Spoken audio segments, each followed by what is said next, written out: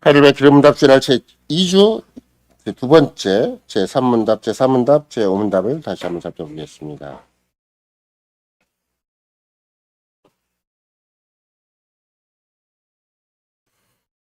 제3문답, 당신은 당신의 죄와 비참함을 어디에서 합니까? 하나님의 율법으로부터 합니다. 제3문답, 하나님의 율법이 우리에게 무엇을 요구합니까?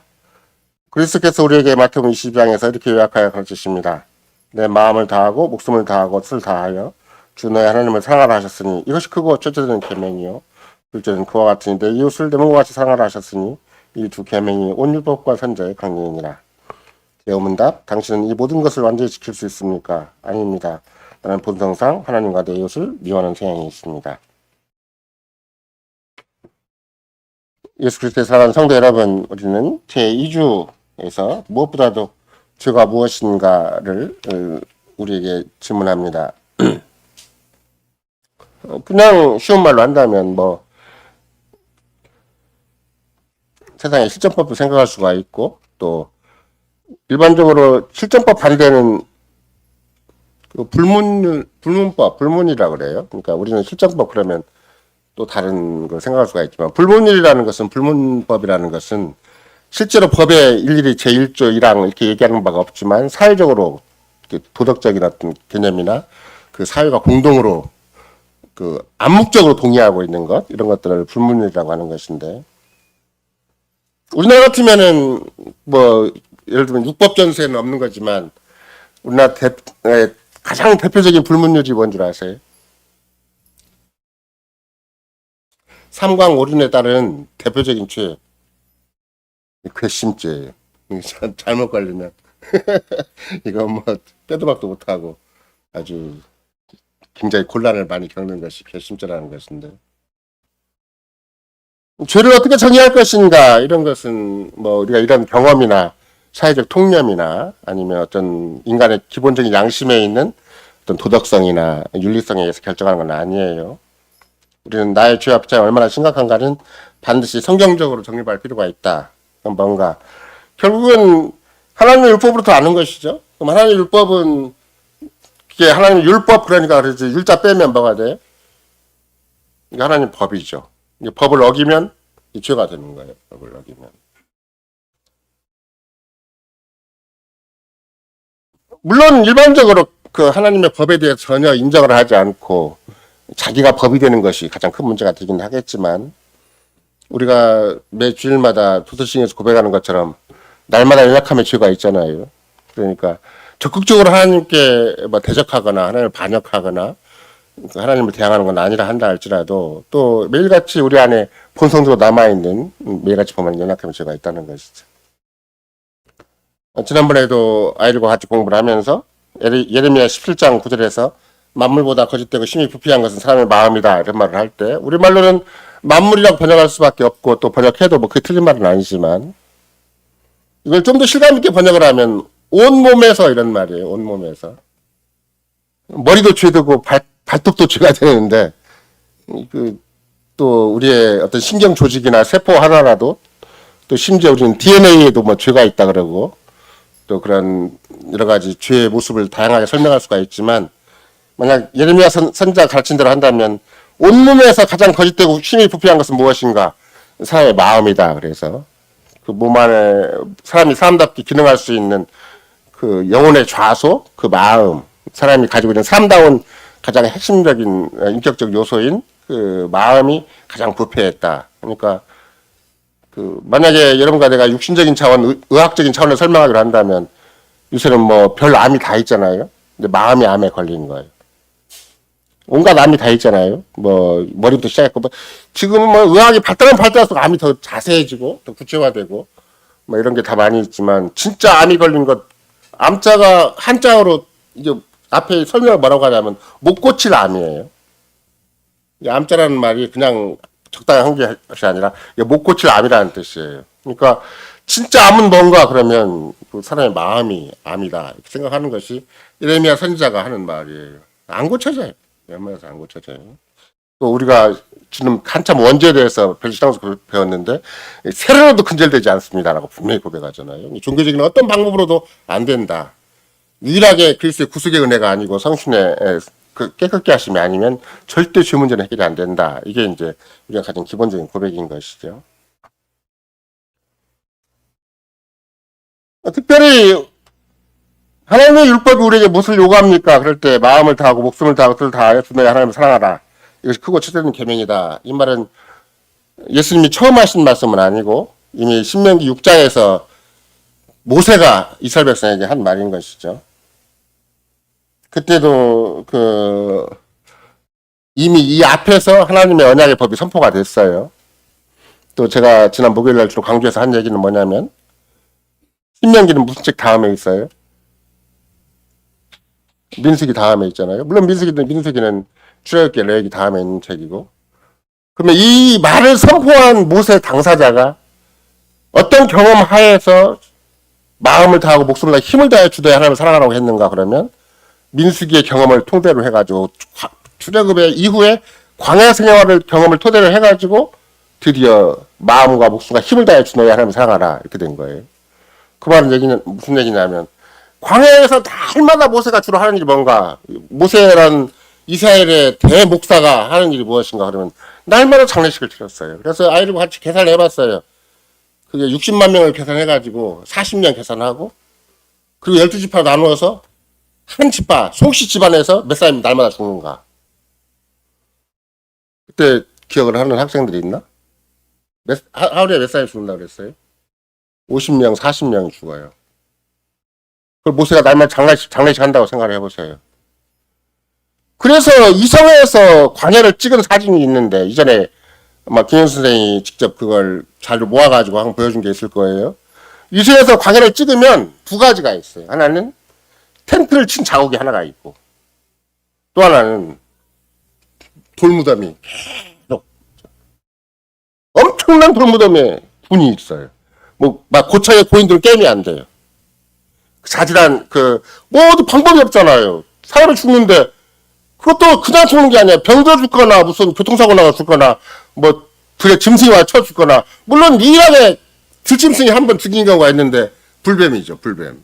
그것도 불뱀도 그냥 막 어쩌다 보니까 불뱀이 있는 곳에서 밟아서 죽은 거 아니에요. 불뱀이 따라다니면서 죽은 거예요. 불뱀을 누가 보냈는가? 여호와 하나님이 보내신 거죠. 그러면 그 각 집안마다 12집안마다 사망자가 계속 생겼는데 사망의 원인이 뭔가? 유일하게 딱 한 가지예요. 부추, 파, 마늘, 고기 먹고 싶다는 거예요.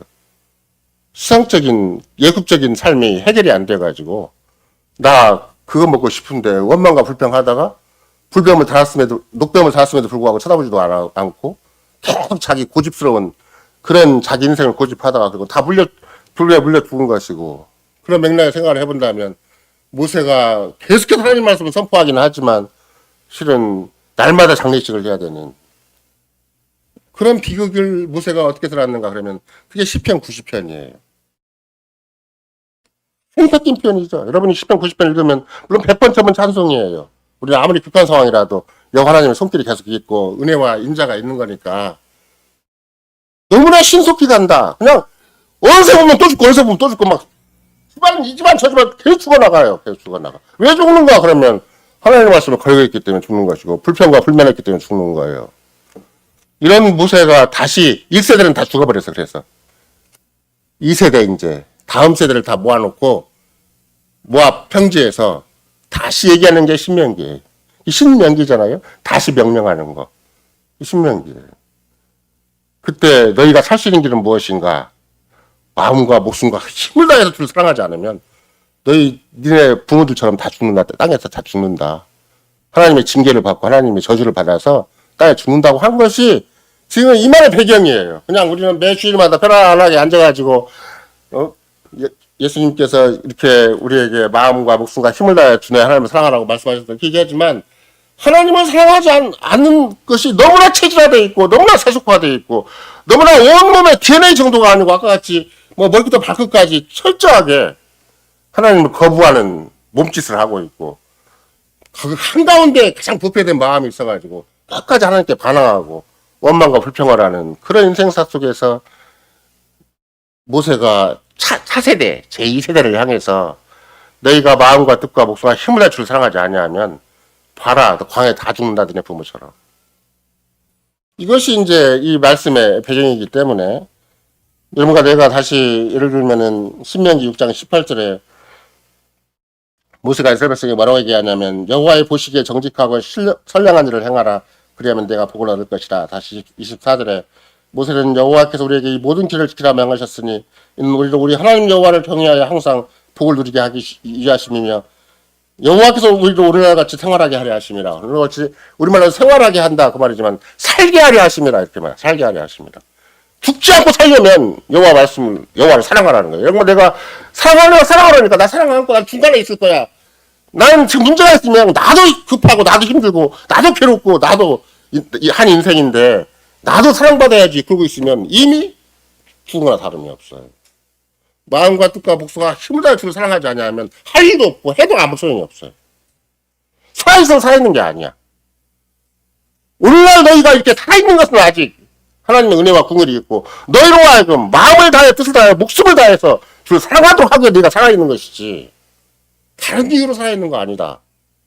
이게 모세가 제2세대에게 1세대의 죽음을 맞이한 1세대가 뭐 자식이라고 조금만 정신 차리고 있으면 우리 아버지가 왜 죽었지 우리 엄마가 왜 죽었지 다 알고 있거든요.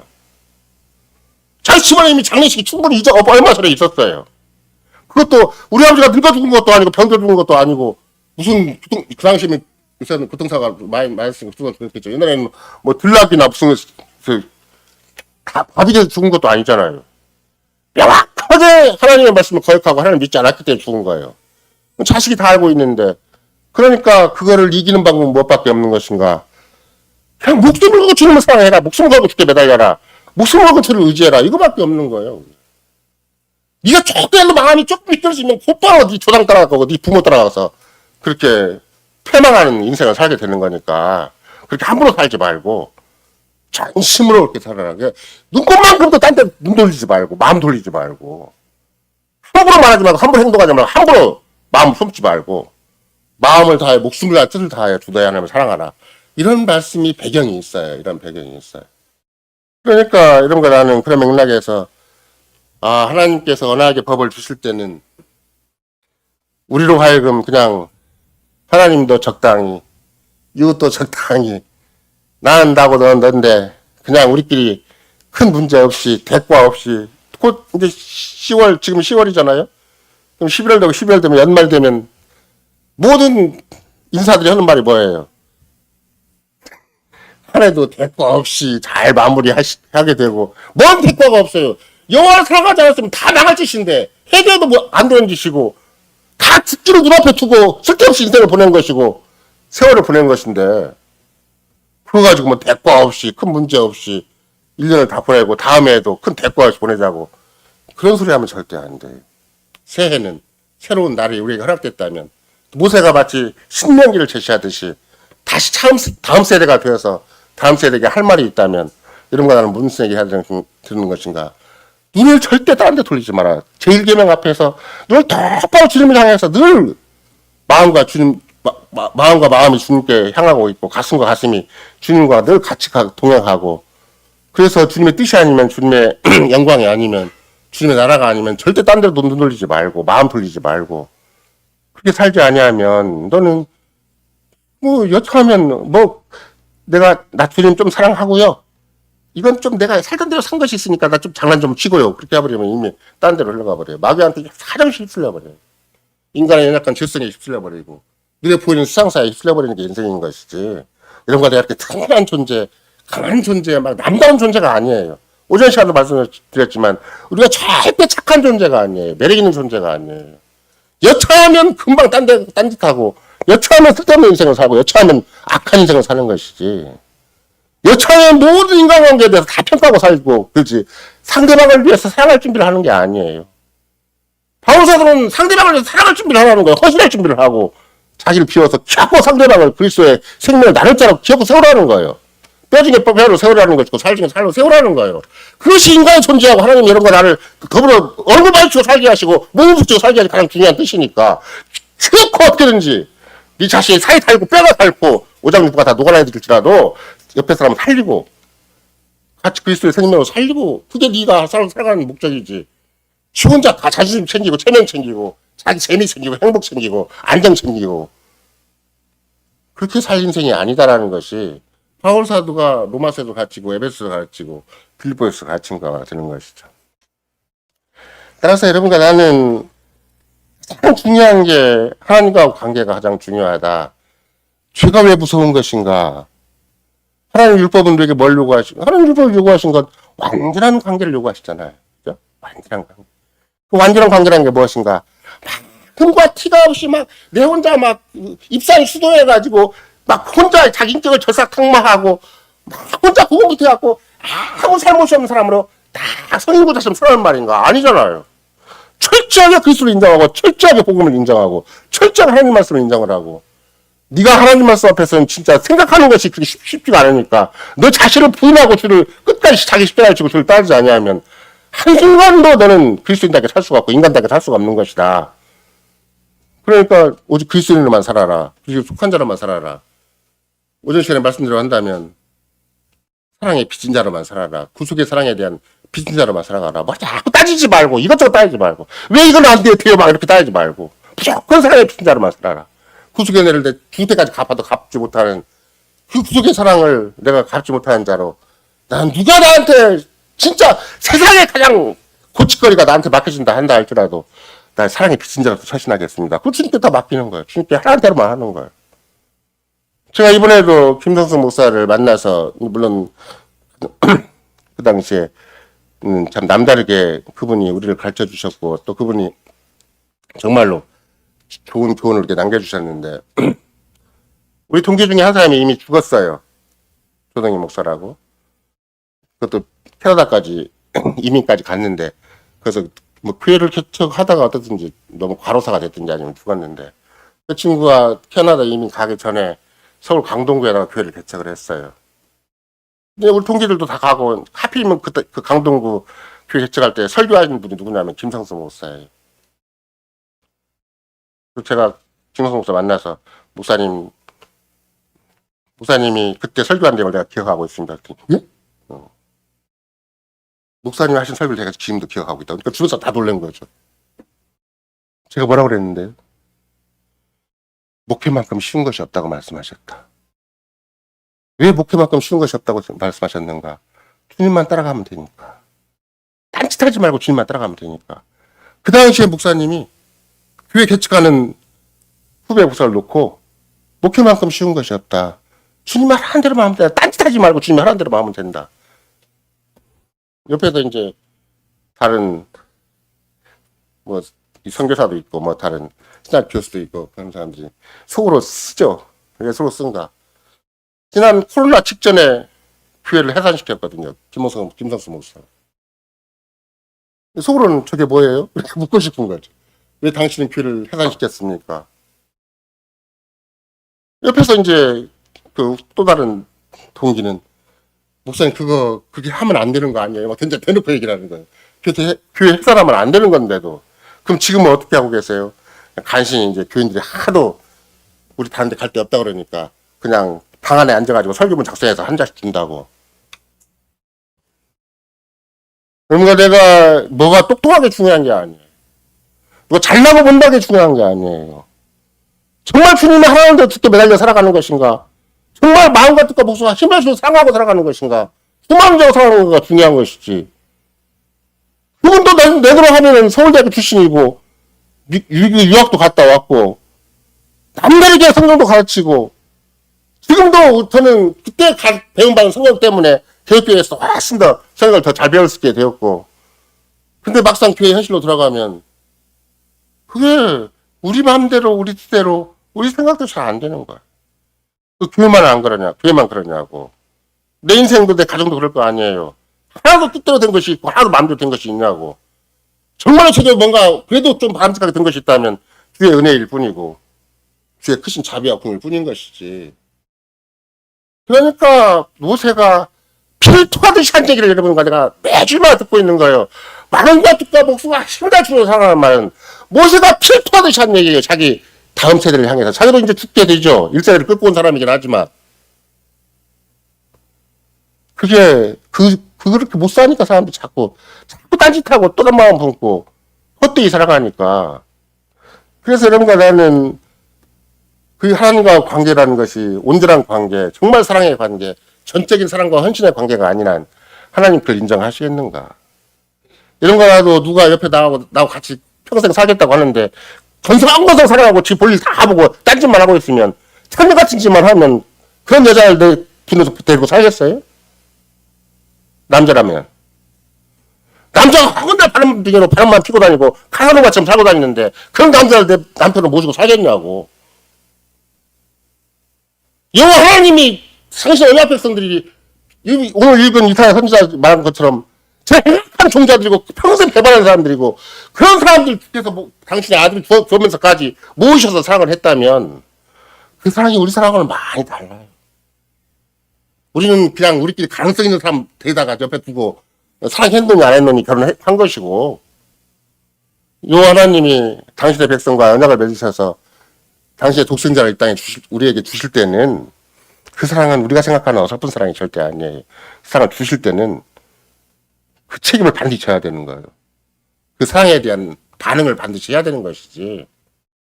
그런 거 안 하고 그냥 우물쭈물 있사만한 생활, 적당한 관계를 유지하고 살아가면 그 인생이 아니에요. 그건 이사야 선지자 얘기를 하잖아요. 뭐와 똑같다고.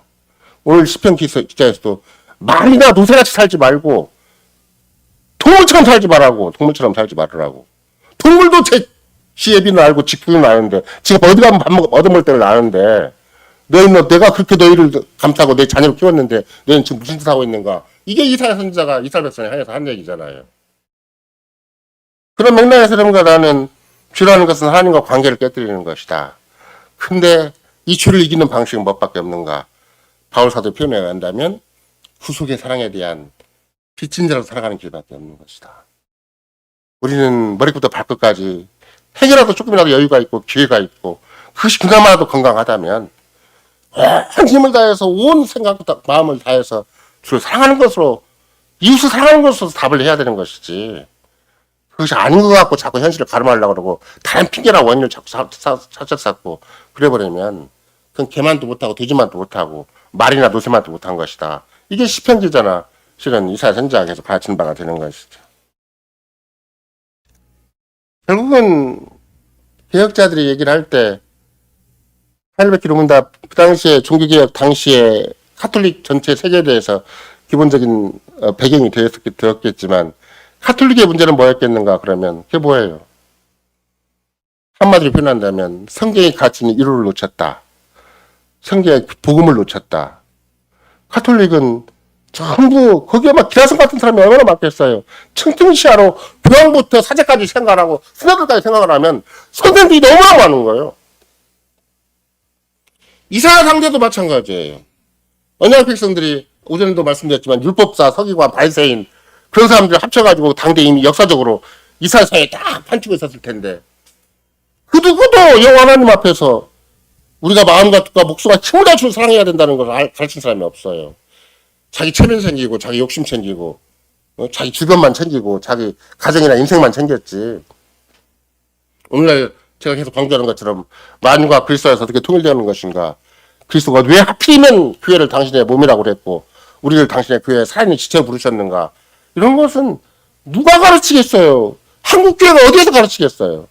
그냥 열심히 살고 헌금 많이 내고 무슨 성교와 전도 막 그런 행사 많이 참여하고 신사봉 짓고 와서 생색내고 이벤트로 뭐 하면 좋다고 생각을 하지. 교회 부흥하고. 그게 중요한 게 아니고 주님 머리가 되시면 그 머리이신 주님 앞에 상시하게 따라가는 거. 자기를 부인하고 날마다 자기를 부인하고 자기 십자가를 지고 끝까지 주님을 따라가는 것이 얼마나 중요한 것인가. 주님이 능력이 없으신 분이 아니고 주님이 무슨 왕만 60만 대군이 필요한 것도 아니고 주님은 정말로 주를 전적으로 사랑하고 의지하고 끝까지 주님의 도구가 되기를 원하고 주님의 쓰시는 종이 되기를 원해서 자기를 비어서 주님 앞에 기꺼이 바치는 자를 쓰셔서 세상과 역사를 주관하시도록 그렇게 얼마든지 죄악된 세상 부패한 역사를 이겨내고 역사의 마지막에는 점과 티가 없는 어린 양의 혼인잔치로 역사의 마지막을 장식하도록 주님이 지금도 경영하고 있는 것이기 때문에 이전과는 한사코 여기도 계속 이사야서가 강조하는 바이기도 하지만 자꾸 헛된 재물을 들지 말아라. 너희 월삭 절기 대회 다 나를 가증하게 만든다. 성찬을 자꾸 요즘 3개월에 한 번 보내지만 잘못하면 가증한 설정이 되는 것이다 이게. 정말 그리스도로 만족하지 못하고 그리스도 구세의 은혜로 그 사랑으로 내가 현실을 다짐하지 아니하면 내가 목숨을 걸쳐도 내가 자꾸 엉뚱한 죽어나가고 엉뚱한 생각 가지고 엉뚱한 생각에서 배운 잘못된 거 가지고 우물쭈물 하려고 하지 말고 나는 주를 위해서 목숨 걸고 살겠습니다. 정말 주만 사랑하고 주님이 나에게 맡기신 영혼을 향해서 내 이웃을 향해서 내 인생을 다 드리고 살겠습니다. 그렇게 헌신하고 각오하고 그게 내 힘대로 안 되니까 주님 저에게 힘을 주십시오. 주님은 의외로 날마다 자기를 부인하고 자기 십자가를 지고 주님 따르는 자는 반드시 힘을 주시고 정말로 그들을 쓰시고 그들을 말미암아 아름다운 열매와 역사를 만들어내시는 것이지 세상 사람들한테 막 명함을 내밀어야 되고 주변 사람한테 인정을 받아야 되고 막 내 가슴 그 부패한 감성이 차야 되고 이런 거 아니에요. 그게 쓰리고 아프고 고독하고 이런 길이다 한다 할지라도 주님은 끝까지 인정해 주신다. 이것을 우리가 늘 생각하는 게 너무 중요하다는 것이죠. 그래서 실은 아까도 이사야 1장 11절에 너희의 무수한 재물이 되게 무엇이 유익하뇨? 난 수양의 범죄나 살찐 짐승의 기름에 배불렀고 난 수송하지 어린 양이나 수염새 피를 기뻐하지 아니하느니라. 헛된 재물을 다시 가져오지 말라. 분향은 나의 가정한 여기는 바다. 기도, 분향은 대부분 기도를 상징하는 것인데 기도는 무조건 기도 잘하면 기도 많이 하면 되는 게 아니에요. 가정한 기도가 너무나 많다. 그게 이제 이사야 선지자를 통해서 우리에게 계속 가르치는 바가 되는 것이죠. 나중에 다시 이사야에서 유다 백성들에게 여호와 하나님께서 뭐라고 얘기를 해요? 18절 20절에 보면 오라 우리가 서로 변론하자 너희 죄가 주홍 같을지라도 눈과 같이 해줄 것이요 주홍같이 붉을지라도 양털같이 되리라. 너희가 즐겨 순종하면 땅에 아름다운 산을 먹을 것이요 너희가 거절하여 배반하면 칼에 삼켜오리라. 그 주님이 무조건 우리를 다 쓸어버리시겠다. 당신의 언약 백성을 무조건 조금만 잘못하면 다 그냥 칼로 쳐버리겠다라고 말씀하신 것이 아니라 즐겨 순종하면 충분한 하나님의 언약이 내가 생각한 이상으로 더 풍부하고 더 아름답고 귀하게 부어준다고 약속하셨는데 어떻게 우리 이스라엘 죄된 본성이라는 게 이렇게 참 극악한가. 이런 거 나도 마찬가지예요. 이스라엘 백성이 약속한 것이 똑같이 우리에게 약속된 것인데 왜 우리한테 쓸데없는 고집이 많고 이상한 것에 집착하고 있고 엉뚱한 걸 주장하고 있고 자기를 부인하고 날마다 자기 십자가를 지고 주님 따르기만 하면 되는 것이고 전적으로 내가 주를 사랑하기만 하고 이웃을 사랑하기만 하면 되는 것인데 우리는 왜 이렇게 조건이 맞고 뭐가 이렇게 앞뒤가 안 맞게 까다로운 것인가 이거 생각할 수가 있는 것이죠. 결국은 그 문제는 우리 스스로 어찌 할 수가 없는 거예요. 이미 깨진 하나님과 관계는 구속의 은혜가 아니면 절대 안 된다. 그리스도의 구속의 십자가가 아니면 절대 안 되는 것이다. 그러니까 시종일관 우리에게 요구하는 건 무엇인가? 철저하게 주를 의지하는 것이다.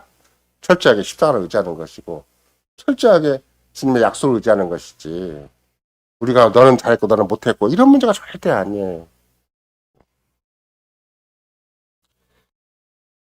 우리가 하나님과 관계 정말로 완전한 관계 그 하나님과 완전한 관계를 우리는 샬롬이라고 쓰는 거예요. 샬롬. 샬렘 그러면 그냥 온전하다는 뜻이 되는 것이고 샬롬 그러면 그게 이제 하나님과 온전한 관계가 이게 객관적으로 표현된 것을 샬롬이라고 얘기하는 것이죠.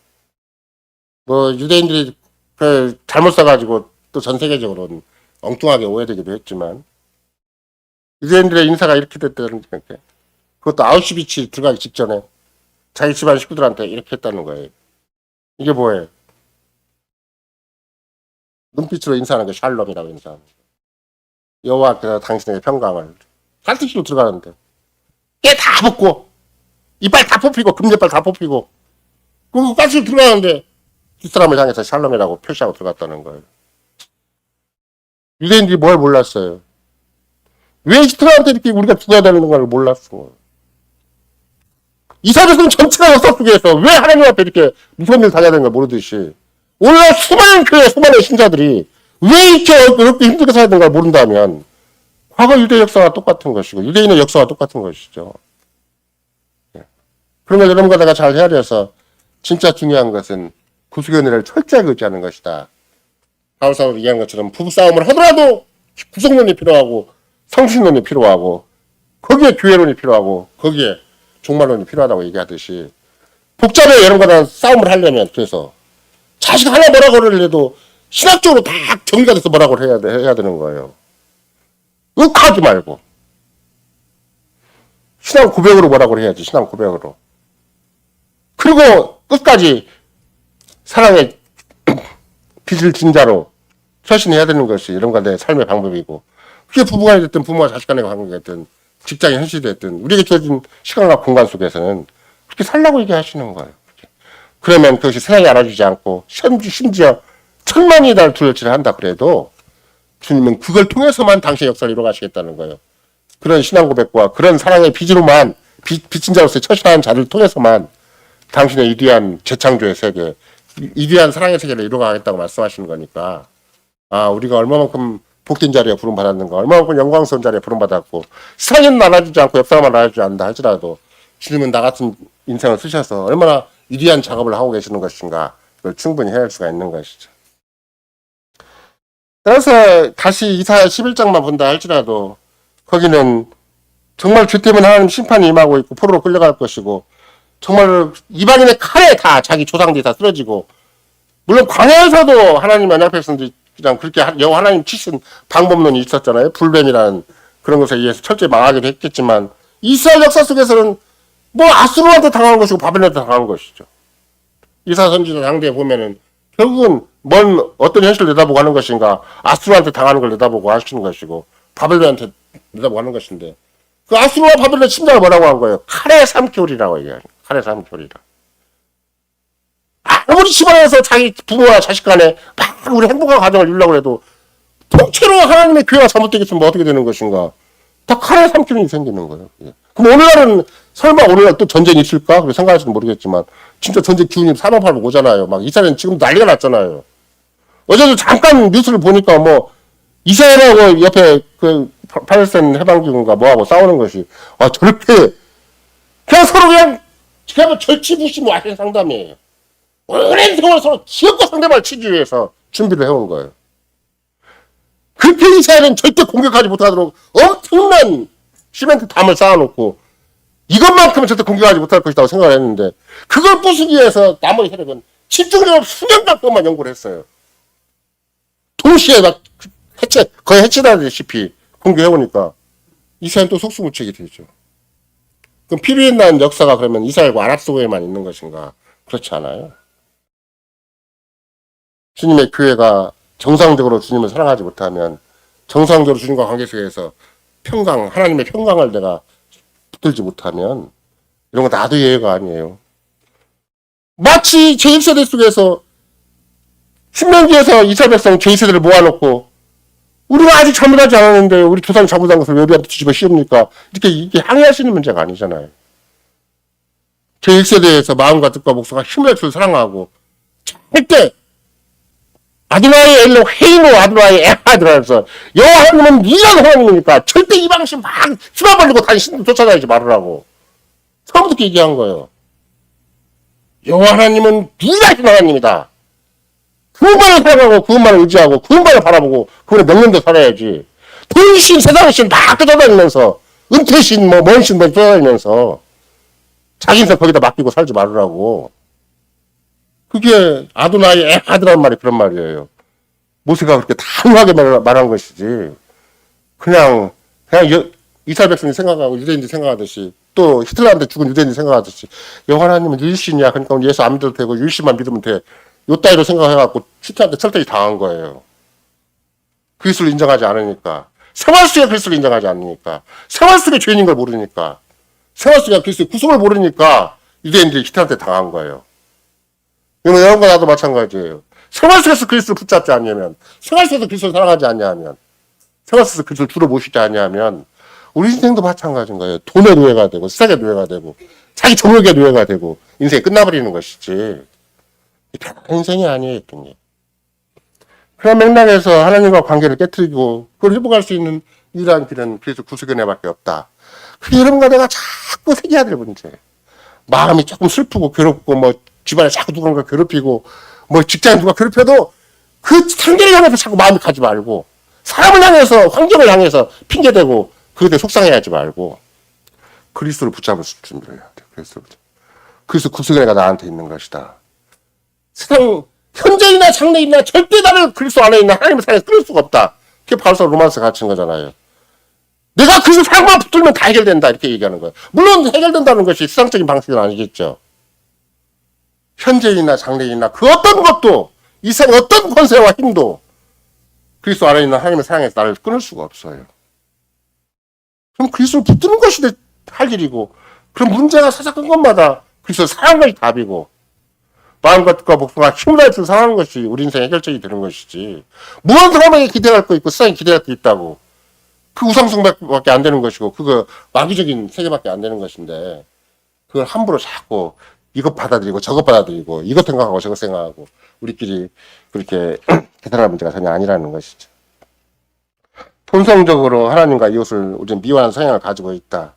그러면 결국은 그 본성을 어떻게 극복할 수가 있고 그 본성을 어떻게 이길 수가 있는 것인가?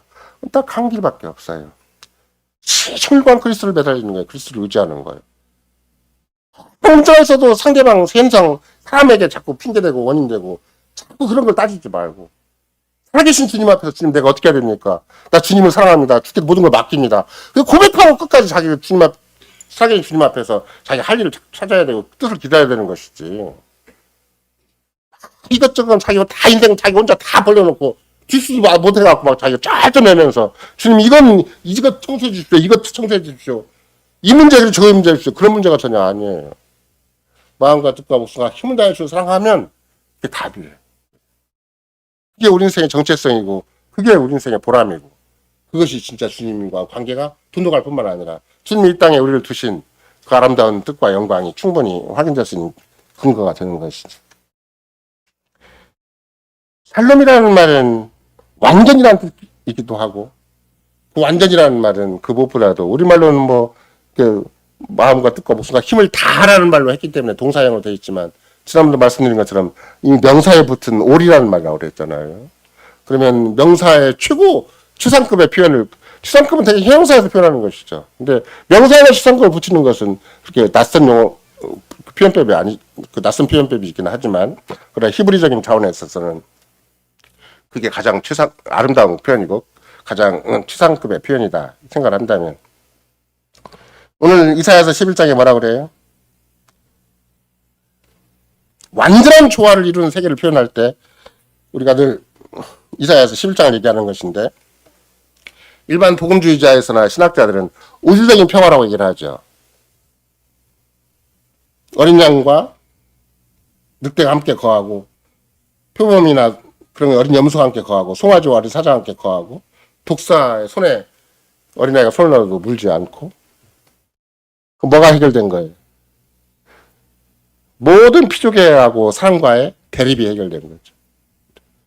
그러면 이사야 선지자가 그런 자연의 모든 환경이 우주적인 평화로 회복되는 것을 막연하게 아까도 오전 시간에 말씀드렸지만 환경론자들은 사람도 자연이야 해가면서 환경 자체를 막 보존해 나가면 이런 세계가 올 줄 알아요. 아니에요.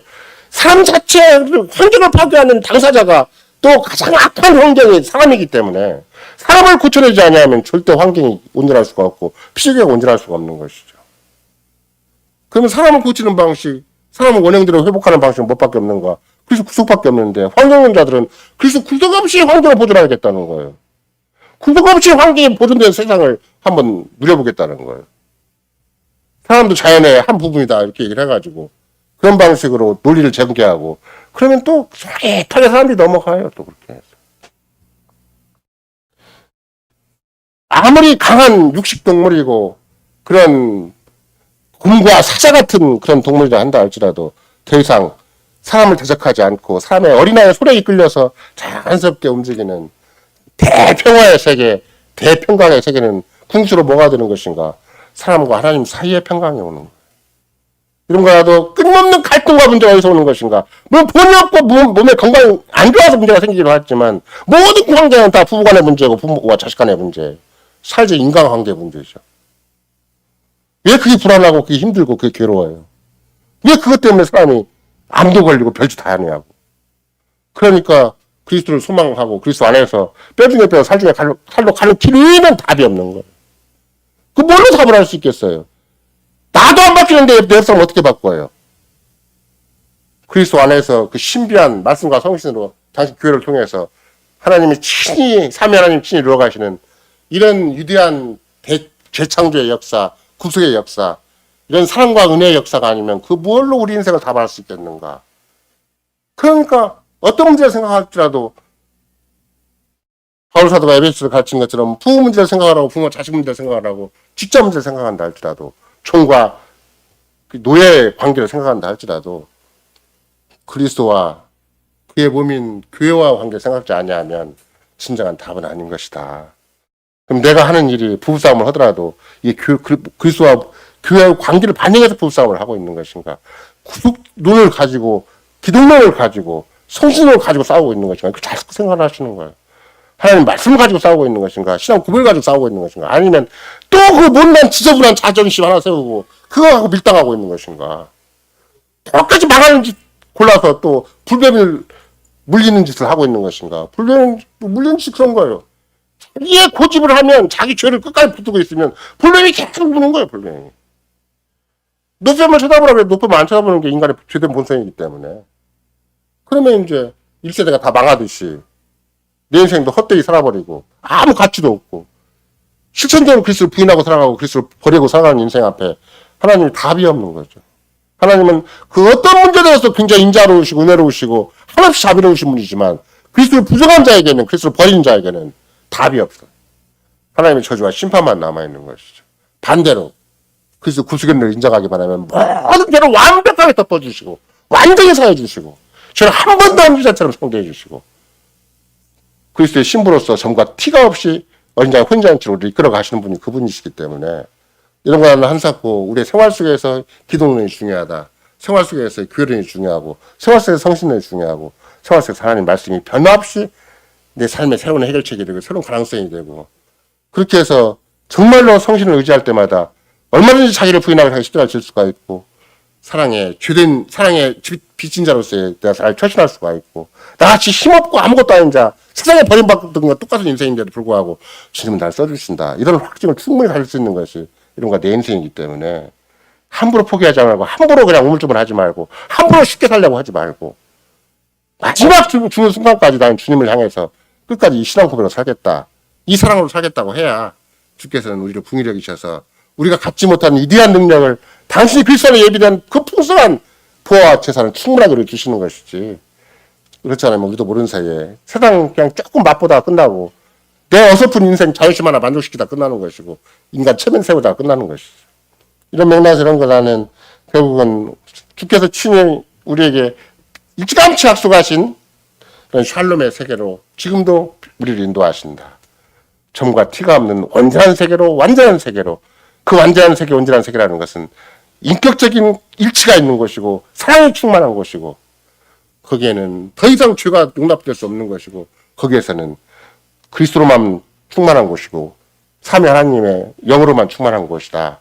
이런 걸 생각을 해보면 그것이 멀지 않구나. 그것이 늘 미래의 문제만이 아니라 오늘의 문제이구나. 우리의 모든 사사건건, 우리의 모든 삶의 현장의 문제구나라는 것을 얼마든지 고백할 수가 있는 것이죠. 그럴 때 비로소 이런 걸 나는 똑같이 고백할 수가 있어요. 하이델베르크 교리문답 제1주일, 제1문답도 고백할 수가 있겠지만 제2주에 제5문답에서 하나님의 말씀, 율법은 우리에게 무엇을 요구합니까? 매주일마다 뭐라고 고백을 하는가요? 우리가 아무것도 아니지만 이런 위대한 자리에 부름을 받았습니다. 이런 위대한 사랑의 세계에 부름을 받았습니다. 우리는 얼마든지 내가 이 땅에 존재하는 한 마음과 뜻과 목소리와 힘을 주로 사랑하고 이웃을 내 몸처럼 사랑할 수 있는 그 영광스러운 자리에 부름을 받았습니다. 제가 그 자리에서 미끄러지지 않도록 주님처를 보호해 주시고 지켜주시고 끝까지 그리스도를 인정하고 그리스도를 주로 삼고 끝까지 그리스도 안에서만 살게 해주십시오. 계속 기도하고 나아가는 거예요. 그런 자들 주께서는 끝까지 함께 해주셔서 그런 자를 통해서 이 세상과 역사나 우주를 충분히 다스리시고 정복하게 하신다. 그것이 주님의 약속이고 성경의 약속입니다. 아멘.